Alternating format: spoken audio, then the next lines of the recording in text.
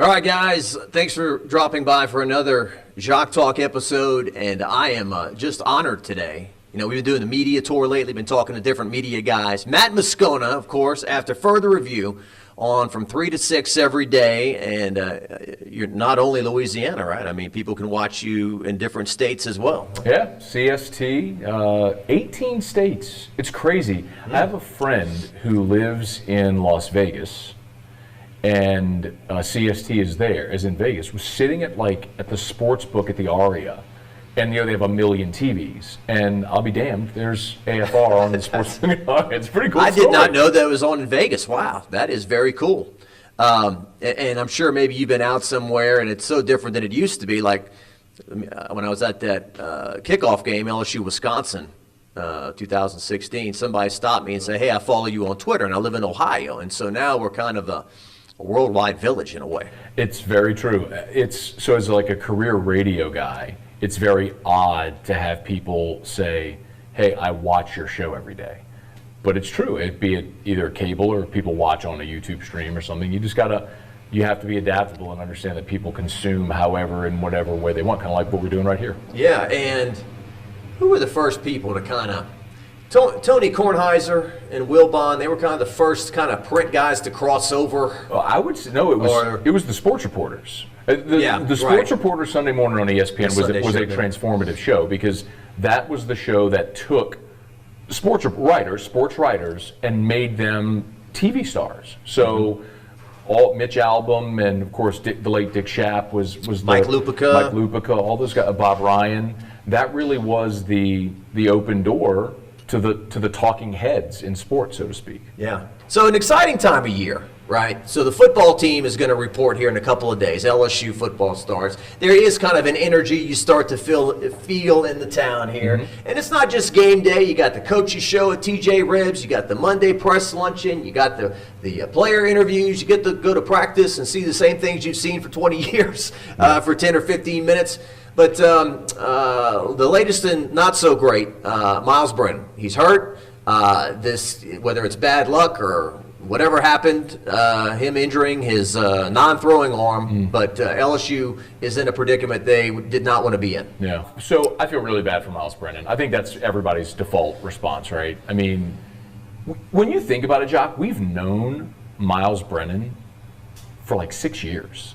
Yeah. And when he committed to LSU, he committed to Les Miles and Cam Cameron early in the process. And before he was really on everyone's radar, he wasn't as highly touted a recruit when he committed. He committed, then had a blow-up senior year at Stanislaus, went to the Elite 11, got on everybody's radar, stayed with LSU even after Les and Cam were fired, and he signed with Orgeron in the 2017 class ultimately. So Myles Brennan's been a part of our lives collectively as either reporters or fans who love LSU for 6 years. 6 years? I mean, it's been probably almost longer than that, Jacques. So I think most people have just waited so patiently to see Myles have his chance and what it was going to look like. And boy, he has just hit so many road bumps. So I feel terrible for Myles. But I mean, if there's a positive, Jacques, it's you go into camp now not looking at your quarterback position as a battle. You're not divvying reps. You're not trying to figure out who's going to be the starter. You know who it is now. It's Max Johnson. And so every single first-team rep goes to Max Johnson. It's all about now preparing Max to be the guy against UCLA on September the 4th. It's not go through a week or 2 weeks or 3 weeks of a position battle to then name a starter game week. It's prepare Max to go, and that's probably the singular benefit of this to LSU. We've been talking about Myles Brennan and his history, like you said. I think he and Lowell Narcisse, they might have even decommitted at one point, and then Orgeron had to get them to recommit. Yeah. And then his freshman year, he's actually pushing Danny Etling. Like, apparently what we heard is Orgeron was a favorite of Etling. He liked him, a veteran, experienced guy, and then Canada wanted Brennan to play more. Yeah.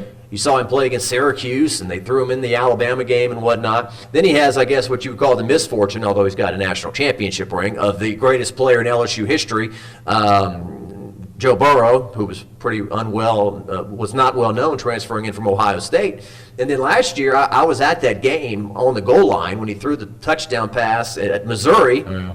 He played the remainder of the game, and then he's out the remainder of the year. Kind of bizarre, strange injury, right? Yeah, I mean, I've never heard of that. I mean, the abdominal, apparently, like, when he made that run near the goal line, his body twisted and he got hit simultaneously, ripped his abdomen. I mean, like, I've just never heard of that before. Yeah. They were going to name the surgery after him. Do you want to operate on this or not? I don't know. The doctor's like, well, we've never done this operation, so we would name it after you.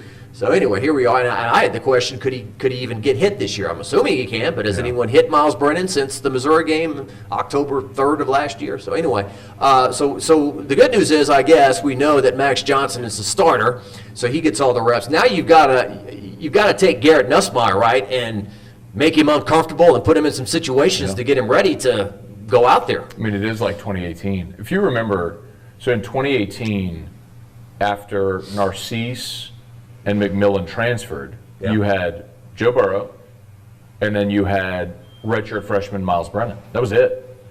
And then was Andre Sale the walk-on? Like, who was the walk-on number 3? I don't even know who it was that year. Arkansas Tech guy or whatever. Tennessee Tech was Andre Sale who came in, if I'm not mistaken. But that's where you were. And then we learned later that Brennan, in 2018, suffered an injury in practice and wasn't available for a chunk of the season. So it really was, on Saturdays, Burrow and then a walk-on. You know, I mean, and you're kind of in that same situation. So you asked about Nussmeier. Honestly, I'm excited about Nussmeier with the Pete's offense, because one of the things that we seem to have learned about Jake Peetz, and I guess we'll all figure this out together as we see how he sequentially calls plays, but supposedly he wants to lean heavy into the RPO game. And if you're going to run RPOs, an element of an RPO, which is run with a pass option, part of that running game isn't just your running backs, obviously your quarterbacks having the opportunity to run. So Nussmeier's a great athlete, and so is Max Johnson. And that's what's really exciting that they bring that maybe Brennan didn't, was the ability to make plays with your feet. Yeah. But, man, he also turned the ball a lot over in the spring game. Yeah. And you really worry about those guys at that position transitioning. Man, you're conditioned to throw a ball your whole life, and when you're throwing against, I don't care what state you're in, if it's 1A to 5A or 6A, DBs, it's just different when you're going against Bama or Florida or Georgia or Auburn and SEC caliber defensive backs. So getting the timing of that, there's no way to replace game reps. And I clicked on LSUsports.net just to look at it, and he's listed at 6'2", 172. So he's not exactly got the meat on the bones yet that you want in the SEC either. But in 2019, and I don't want to compare anybody to Joe Burrow, but it was kind of that feeling, man, you know, we're one hit away. You know, this guy means so much to this team, and he ran to the sidelines against Auburn and gets smashed. Oh, my goodness. And he gets up and runs back in the huddle, and that happened a couple of times, and that guy just kept getting back up, and it was like, man, one hit could change this whole dream season, and Joe Burrow never got hurt or never left play. So we'll see if Max Johnson can play the position he wants to play and avoid those injuries. I don't know. And what's the timeline on Brennan? Can he come back? I don't know. So what I was told, I mean, candidly, was 8 weeks. So if you, and I don't mind putting that out there, so if you just look at 8 weeks, and we're recording this on Tuesday the 3rd. So we're about 4.5 weeks from the season, right? So Brennan is having surgery today, Tuesday the 3rd. If you look at 8 weeks out, that would put him back probably around the Auburn game, Mississippi State or Auburn. And by that point, it's fair to say, well, if Max Johnson's playing well, does Brennan even have a chance at that point? Right. The other thing too, Jacques, which I know a lot of people have said, well, since it's a non-throwing arm injury, you know, could you just cast it and play through the pain because it's not hurting it? But it's not a forearm. It's your humerus, so it's the upper, between your elbow and your shoulder. And you know what I think of? You remember the movie Rookie of the Year with Henry Rowan Gardner? Okay. Do you remember the movie? The little 12-year-old who pitches for the Cubs? Okay. Well, he breaks his arm. It's the injury he had, and he had a cast where his arm was at an L shape for all that time. You know, it's like, I don't think they're going to put Brennan in the cast like this, but my point is, like, it's a different injury. How do you cast that? You know what I mean? And try to rush him back early. I guess my point is, I don't know if there is a way to accelerate the process of getting him back. I mean, if they say it's 8 weeks, it kind of feels like it's going to be 8 weeks. Yeah. Well, and to me, it's just the depth. It's just the depth issue. That's if Max gets hurt and has to go out, you don't want to throw some guy out there who just cannot hold his water and compete well. And we kind of went through this last year. TJ Finley, I thought, played against the meat of the schedule.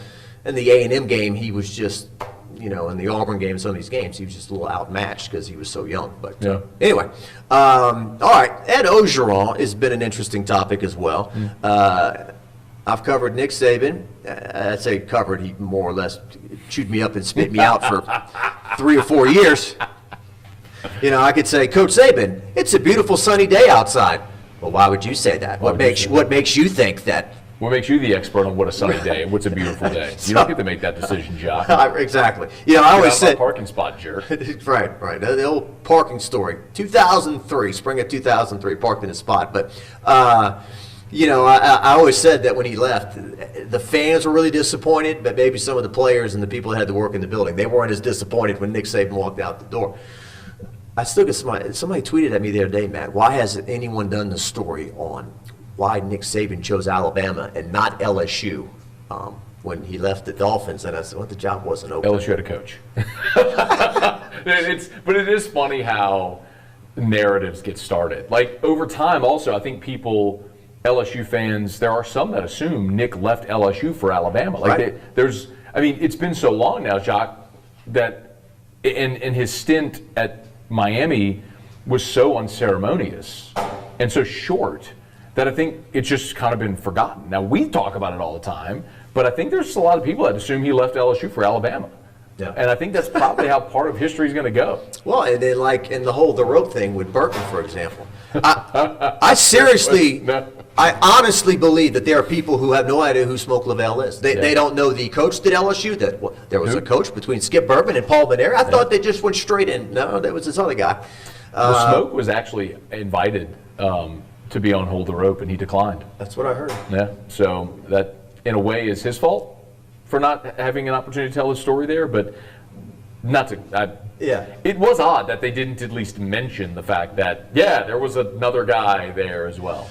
As short as you might have wanted to make that segment. I've seen Smoke, and he's been friendly. I saw Smoke for the first time face-to-face, I don't know how many years. And I was like, oh, Coach, he's a scout for the Braves, I believe. Okay. We talked, good thing, but he, politely declined to do any kind of, like you and I are doing right now, or any of that stuff. But I did feel it was kind of sad, the 2008, when they were sending off the old box. Remember how for each game they had 22 games left in the old box, 15 games, and they have a different person, have Jim Hawthorne, Bob, I'm glad to be here, whoever it was. And I was like, it's I felt it was too bad that they couldn't on one night smoke Lavelle, a guy who really meant a lot to LSU baseball and their rise to power. Did a lot of dirty work and did a lot of coaching that they couldn't. That's too bad. But anyway, Miles Brennan, and we just went from Nick Saban parking spot to Smoke to I don't even know how rewriting history and Saban. Yes. So Ed Orgeron. That's where we started. Yes, Orgeron. He takes over for Les Miles. And it's a crazy story, right? Because he is literally doing radio across the street with Derek Panamsky and Jordy Collada, right, on a morning show. He's out of coaching in 2000. That was 15, right? That year? No, 14. 14, maybe. Yeah. So he joins the staff in 15 at LSU, and then 16 16 would have been. I think 16 would have been his first. 16 he became the head coach for Miles. Yeah. Miles got fired 4 games into 16. Right. Was that Ed's first year? I forgot. I can't remember. If he's on the sidelines during the Texas Bowl in 15. Okay. So that was he was out of coaching for 14. That's right. Because 13 was his interim season at SC, and he didn't get that job, and so then he sat out the year of 14, where he had a pretty sizable buyout at SC, and so he was able to just kind of chillax for a year. Yeah, because I call it now the John Chavis Bowl, the Music City Bowl in 14, where they lost at the end to a bad Notre Dame team. And they brought Chavis out to do interviews with us, and then they just kind of left him. They put him against the wall, and then Bonnet walked off, and nobody came to save him. It's kind of like, you're in the deep end of the pool, and you're going to punch out of this interview when you can, And I think Jim Kleinpeter asked him, "Are you going to be the defensive coordinator next year?" And he's like, "You know what? I came here to answer questions about the game, and that's that." And then somebody else asked him the same thing, and he blew up. And so anyway, but I do remember that's when they brought along Kevin Steele, and they felt like they had to package it with Orgeron because people weren't excited about Kevin Steele. So all right, so you go 6-2 as an interim. His first year in 2017, there's a Troy loss. Looks like this whole thing is going to collapse. They kind of stabilize themselves. They lose the bowl game against Notre Dame, and then 2018 they go 10-3, finish 6th in the country, win the Fiesta, and then obviously 19 is the dream season. How am I supposed to feel about 2020? Like, I look at that season, I'm like, was that really football? I mean, how am I supposed to judge a coach last year when there's nobody at the games? You can't tailgate. There's some leagues that were starting in like November, playing their first games. Should I judge him harshly on last year or not? Well, I would say look at the programs that had success a year ago. Alabama. Clemson made the playoff. Ohio State made the playoff. Notre Dame was there. Whether they should have been there or not, but they made the playoff, right? Florida in the SEC championship game. I guess my point is, stable, established programs still had success through that because a trait of leadership is whether things are good or bad, you're able to navigate those waters. And you asked should we make of 2020. I think the real question for 2021 is which was the outlier for LSU? Mm-hmm. Was it 2019, that amazing season which we had never seen before and will likely never see again, which, I mean, as someone who grew up loving LSU and went to school at LSU, my favorite team ever is 03 because I was a senior at LSU in 03 and we never thought we'd ever see LSU win a championship, and 2019 was something like we'd never seen before. I mean, I get goosebumps just thinking about it. It was incredible. Or is what happened in 2020 was 2019 the outlier where they caught lightning in a bottle with this transcendent player in Joe Burrow?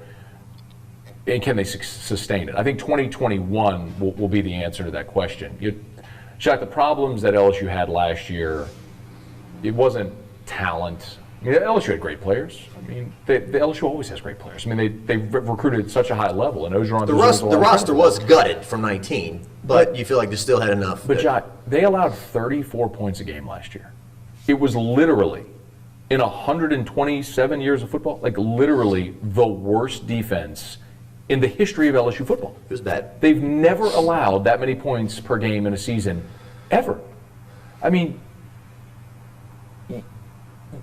Mississippi State threw for an SEC record against you. Mike Leach after the game said, we thought they would change their defense, but we just kept going over the top, and we just kept going over the top. Jacques, you scored 40 points at Missouri and lost. I mean, Connor Bazelak, you referenced him a few times on your show, the quarterback from Missouri. The point is, talent wasn't your issue last year. You scored over 30 a game. I mean, and that's with 2 freshman quarterbacks, an offensive line that wasn't very good, Chase and Marshall and Gilbert all opt out. I mean, you still scored over 30 a game.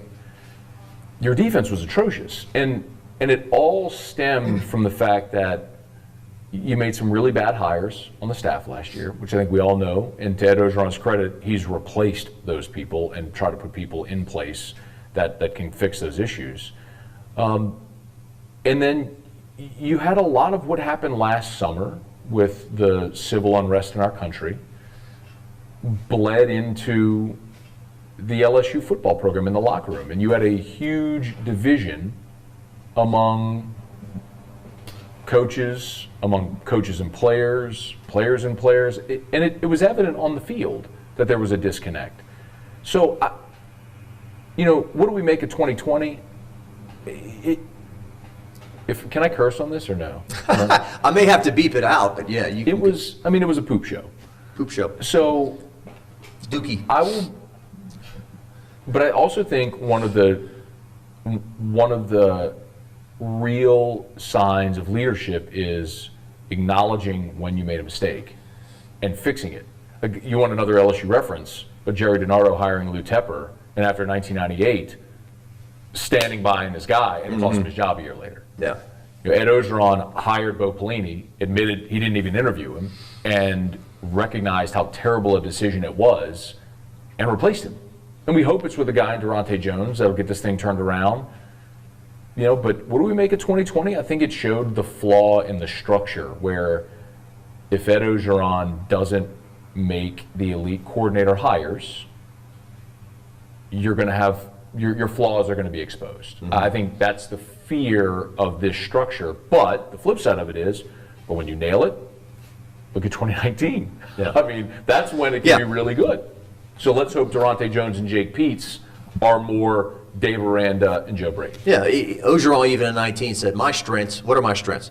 I motivate, I recruit, and I kind of look over everything. That's what I do well. He doesn't say I'm some brilliant mind, because he's never been a coordinator. So yeah, and going back to last summer too, and I've chatted about it, and I don't want to get too far in the weeds with politics, but I've never felt like Ed Orgeron was a political person. I was at the 2016 Texas A&M game, and our governor, John Bell Edwards, was there in support of his friend Ed Orgeron, and we didn't know if he was going to get the job or not. I remember the governor saying, well, we hope he gets it, we don't know. And I remember John Bell Edwards going to practice before the Citrus Bowl and throwing the ball with the team. John Bell, he's a Democrat. And then last year, Donald Trump, for whatever reason, gravitated towards LSU. He liked them. He made a couple of calls to LSU after games, and LSU goes to the White House, and Michael Bonnet and everybody who went up there said, man, we just got treated out of this world. Whoever typed it in the teleprompter or whatever, but the president went on and on. He referenced games and plays. It wasn't just like, well, the team went 15-0, congratulations, and get out. It was an elaborate deal. And so when he said, we love Donald Trump, I just thought, American Pie, our president, we love him, blah, blah. So that, which is all he meant.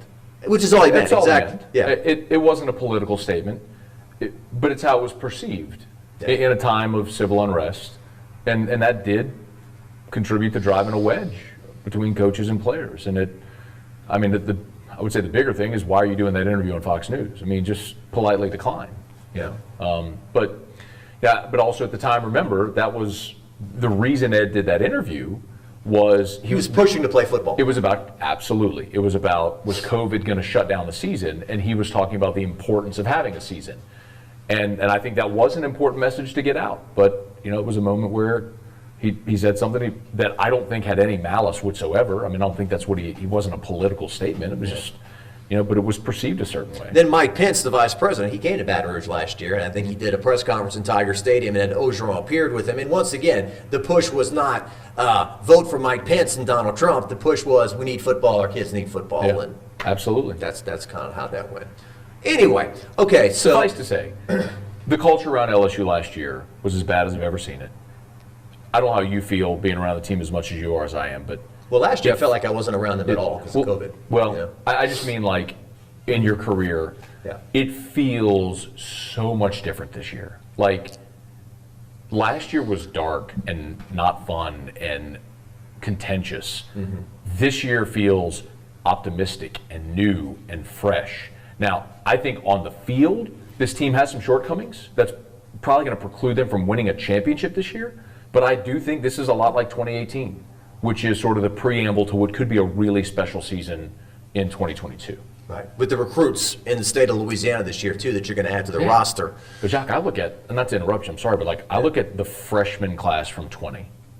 And when I look at, obviously, Max Johnson, who we hope is going to be a star, Elias Ricks, Keyshawn Boutte, Jay Ward, Jaquelin Roy, all these guys that got such meaningful reps and played really well, when those guys are juniors, doesn't that look a lot like the junior class from the 2019 team, where you had Justin Jefferson and guys like Patrick Queen and Jacob Phillips and Caleb on Chasson? I mean, that class, that signing class from 2017 when they became juniors, was the core of the championship team.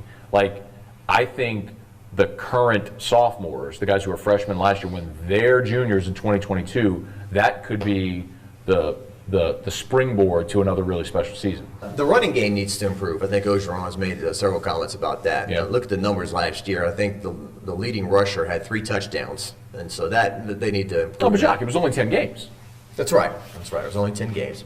And it was all SEC games too. If they played the layups last year and they go 5-3 in the league and they go 9-3 overall, do we have the same feeling Probably not. I don't think they were going 5-3 in the league last year with the way it went. But Right. that's speculative. But to your point about the running game, I mean, how many times Orgeron said this year he wants to recreate the offense of 2019? That's been the whole thing, right? When Joe Brady's offense. Well, one of the most gigantic pieces of that offense was Clyde. I mean, what Clyde gave you, Clyde was first team All SEC. He ran for 1,300 yards. He caught 60 passes, is that or something? 58 passes, something like that, from the running back spot. Like, and the Alabama game, the game that was the biggest, mind, 4 hurdle. touchdowns. Yeah, played the game of his life. Yeah. I mean, you don't have that guy right now, but remember, 2018 was Nick Brissett's 1,000-yard season.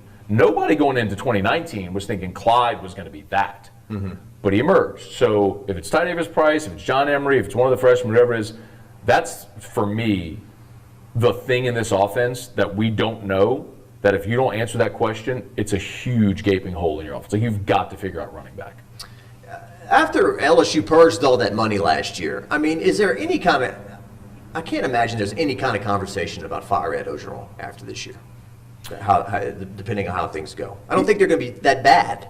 They're going to be good, right? So is there going to be a conversation? Well, the off-the-field stuff, right? Well, that is the crux of it. I mean, look, nobody likes talking about this. I mean, I understand. Like, we're sports guys. We're not legal experts. We're not legal analysts or anything like that. But the reality is LSU has, the federal government has launched a federal Title IX. The U.S. Department of Education is investigating LSU. You have civil suits to the tunes of tens of millions of dollars filed against LSU where your head coach is a plaintiff. I mean, that's serious. Like, you can't ignore that. So, yeah, man, I mean, that coupled with an season coming off a blah season, yeah, I mean, all of that is legitimate for those reasons. I mean, you can't ignore the legal climate around LSU football or a 5-5 season and the fact that Ed Orgeron is working for an athletic director that didn't hire him. Mm-hmm. And you know as well as I do, man. You've been around longer than I have, but got some great cutaways of him in the student section in 2003 too, by the way. Bro, every AD wants to leave their legacy by hiring their own football coach. And Scott Woodward wants to hire a football coach at some point. So I do think this is a year where there's a lot of pressure on Ed. Where I think for Ed to really, really feel safe, I mean, he's got to get to 9 wins. I think 9-3, provided nothing with the off-the-field stuff bubbles up, it's good. 8-4, how does it look? 7-5, Jacques? After going 5-5, I mean, I'll remind you, our mutual friend John Brady went to a Final Four. A year and a half later, he was fired midway through the season. You remember, Les wins a title in 07. 08 was a disaster. 09, the Clockett game against Ole Miss, Jacques, they had the boosters ready to buy out his contract. And Bobby Jindal intervened and said, given the state of, the budgetary issues with higher ed, it wouldn't look good to fire a coach and pay him the buyout right now, which is why Les survived that. But people around here are impatient, man, and I get it. When you have all the other stuff outside of just the on-the-field stuff, it matters. Now, if I could, I think LSU's a 9-3 football team this year. And I think it's going to look just like 2018, where you're going to have 2018. You had the walk-off win against Auburn with Cole Tracy. You kicked the crap out of number 3 Georgia, which was an amazing statement win. I think this team is going to have some. Miami, the season opener, they were top 10, and you. Yeah, this team is going to have some statement wins, and there's going to be some disappointing losses too. But like I said, I think this season sets the stage for what in 2022 I think will be a really a potential championship run. A couple more things, I'll let you go here, and certainly the Les Miles discussion. Tennessee game 2010, not my finest hour, but I will tell you. Where is that video? Jacques, cut it in right now. Jesus. Cut that video in right now so everybody can watch it. I'm glad Twitter wasn't around. Not strong. It was bubbling, but it wasn't up and running. But anyway, that day I got so many emails. Thank you. And then the next year when they were undefeated heading towards the national championship, you're that guy that disrespected our coach. You're that guy. That's how it always goes. Right. That's how it goes. But I remember, after that game, the Tennessee game, the blind luck game. For those that don't know, Jacques asked Les Miles in the Monday press conference. Some people would say I didn't ask anything. Yeah, there was no question. Actually, Les said, "Is there a question?" Jacques went on a little. You were sitting right next to me too, in the 5th floor. I mean, I was right next to you. I don't know what got into me, pre-workout supplements I was taking at the time or something. I got handed the mic and it was just like, let me tell you something. It was like, how do you account for what happened other than just blind luck? Yeah, and Les goes, I'm sorry, was there a question? He did this. Looked at me like. So anyway. Oh, so good. Oh, God. Oh, that's a top 10 press conference moment all time. I don't know. Maybe not. But maybe not for I got a lot of praise for that. It was not the right thing to do at the time. But it's so funny because after that game, Joe, and then the next week, Matt Moscona, they go to Florida, and some guy tosses the ball over his shoulder, and the ball hits the ground, bounces straight up in the air. I'm like, how's this guy do this? For a first down when they faked the. No, I remember. And then lead to Terrence Tolliver for the win. And there's some things that we shouldn't joke about, but I used to think this guy's so lucky, and I guess the luck eventually, ran out. For sure. In more ways than one. But I remember Joe Oliva's statement after the Tennessee game. He said, "We've got 7 games left. We'll see what happens." And then the statement at the end of the year, I think another Tennessee flirtation or whatever it was, we just locked up Les Miles for 7 years and we couldn't be happier, I think was the statement. Because you're always kind of, these coaches, they always kind of have a gun to your head, with you either push me out or extend me, Was that, I thought the Tennessee, no, it was Arkansas, was in 2012, right? Was when 12 was when Arkansas. There were 3 flirtations with Michigan and 1 with Arkansas, is that something right? like that. Agents are really good at their job. They're really good at getting people like us to talk about what they want for their client, to leverage a deal for their client. Well, we need 4 years to recruit, right? Our friend Charles Hannegriff, he was always one that pointed out the hypocrisy of that. You got to be kidding. Yeah. No one's staying 4 years anymore anyway. True. So, and real quick to your point, Rohan Davey, who we both love, has talked about these new coaches and has really, now look, the preseason talk is always positive, right? It's always, things are great, here we go. But he has said that these new coaches are really blending in with the younger players and understanding. And look, I don't like the quote-unquote inmates running the asylum, that old saying. I do feel like the kids answer to the coaches, but it seems like there's more give and take these days than ever. I think when you really go listen to any interview Ed Orgeron has done this offseason. Listen to when he spoke to the Rotary Club, when he spoke at SEC Media Days. I mean, go listen to whenever they announce the hiring of these coaches. And when you listen through the prism of what was wrong last year, which was that the players had a complete disconnect with their coaches, and for a lot of reasons, they got younger on staff and they got more diverse on staff. That was intentional. They reduced the average age of the coaches that they hired by 20 years, Jacques. I mean, the average age was close to 60 of the guys that are no longer on staff. They reduced it to almost 40.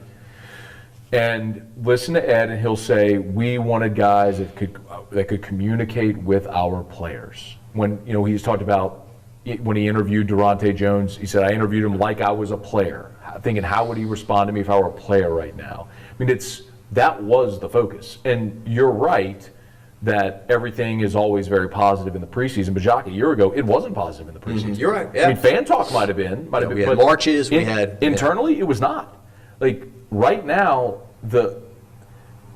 you have to have buy-in from your players to what the coaches are asking of them. That is the prerequisite. If the players aren't bought in to what the coaches are trying to get them to do, you cannot succeed at any level, especially not in the SEC. Mm-hmm. You have that right now. You have players back on board, bought into what their coaches are trying to get them to do. Now the question is, Durante Jones hadn't called a defense since 2009. That was at the Division II level. Yeah. That was 2 years before the 9-6 game. Football's changed a little bit since then. Is Durante Jones the answer? I don't know. I mean, Jake Peetz has never called a game. Mm-hmm. Is he the answer? I don't know. What if you're in a 3-point game against Florida in Baton Rouge and Jake Peetz calls a play and should have been a run and it's an interception, like you lose the game?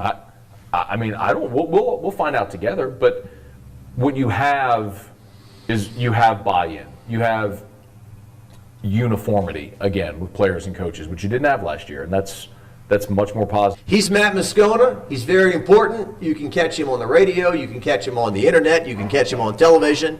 You can catch him on the Facebook. You can catch him everywhere. Jacques, thank you for having me.